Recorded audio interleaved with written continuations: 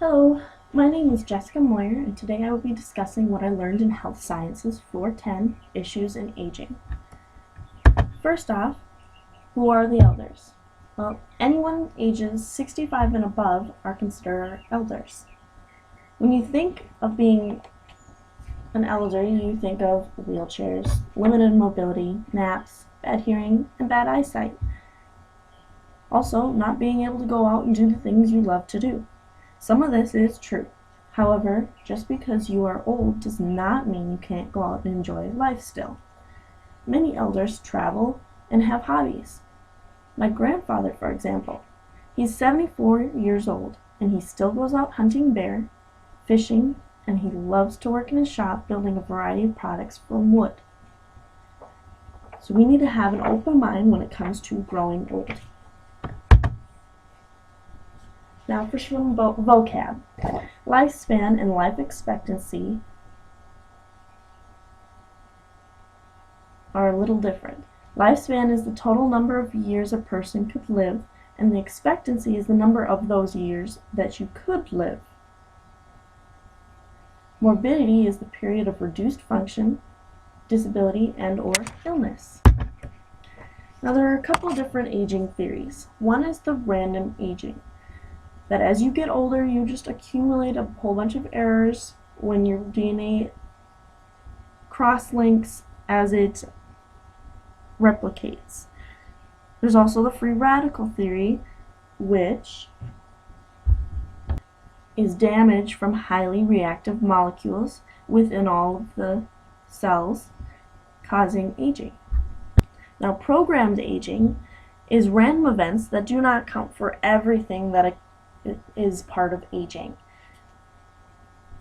A lot of people think aging is a matter of destiny. That as soon as you're born, you have a biological clock set, and that the DNA determines all your cell growth and the cell death, and it's all programmed in it. I also learned about different racial and ethnic diversity groups. The first group that we talked about was Black Americans. Now this is the largest group and actually is still not the fastest growing. That goes to the Hispanic group. Now, Hispanic covers multiple groups. It's the Latin American, Cuban, Puerto Rican, and Spain.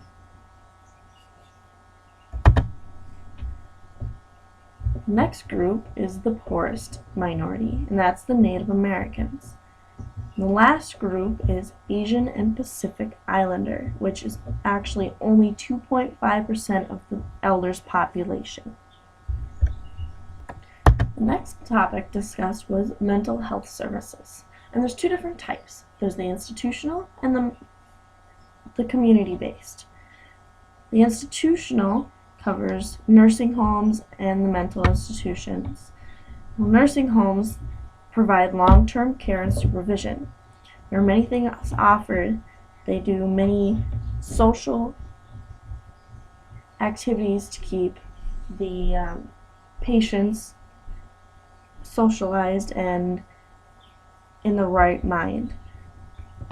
We also talked about some of the costs and the insurance, which the insurance doesn't always cover all the costs needed. Now for the community-based, there are private psychiatric outpatient clinics, support groups, and halfway houses. And we also talked about sexuality in elders, which was quite it was quite uncomfortable.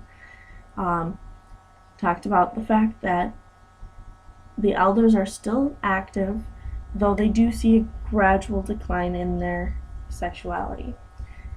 We also talked about dysfunction, which surprisingly affects women much more than men. Now, how am I going to apply all of this to my future job? Well, my future job choices consist of either the DNR, working in conservation of freshwater mussels, or working in a clinical lab. So I won't have direct contact with any elders, unfortunately.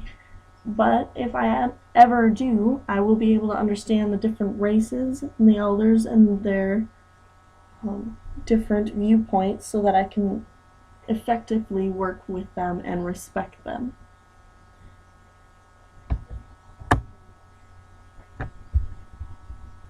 All of this was very enlightening, and I still am glad I took this class.